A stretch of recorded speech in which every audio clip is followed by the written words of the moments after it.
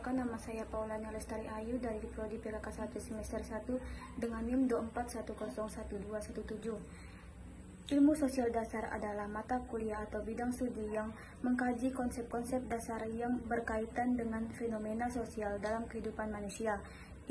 Ilmu sosial dasar bertujuan memberikan pemahaman mendasar tentang berbagai masalah, analisis terhadap permasalahan sosial, dan menumbuhkan kesadaran akan peran serta tanggung jawab sosial.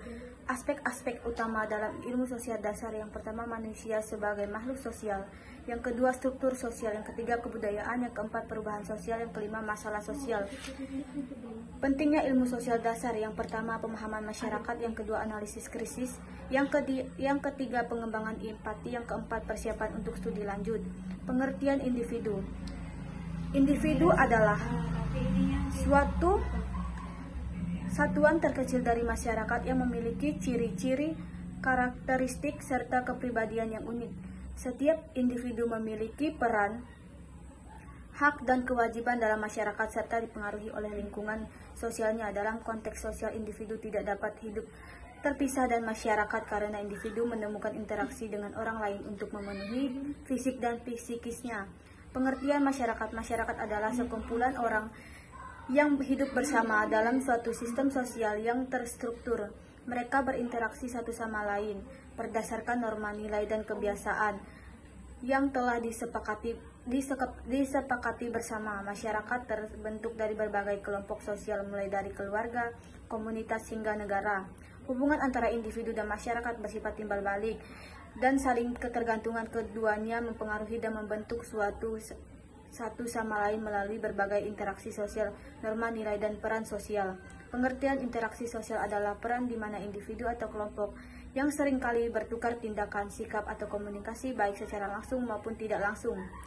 Interaksi asosiatif. Membangun interaksi asosiatif adalah jenis interaksi yang cenderung mempercepat hubungan antara individu atau kelompok serta membangun kerjasama masyarakat. Kerjasama. Pengertian kerjasama adalah proses di mana individu atau kelompok bekerja sama untuk mencapai tujuan yang sama. Kerjasama ini bisa terjadi secara spontan, terencana, atau karena tekanan tertentu.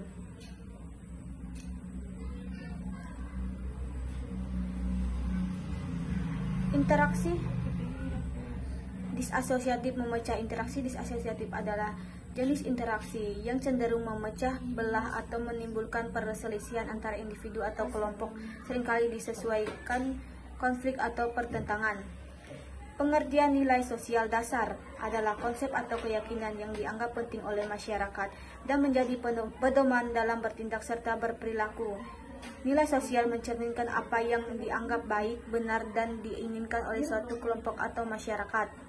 Pengertian norma sosial dalam aturan atau pedoman yang mengatur perilaku individu dalam istiadat, seni, kepercayaan, hukum, dan kebiasaan yang dimiliki oleh suatu kelompok atau masyarakat yang diwariskan dari generasi ke generasi.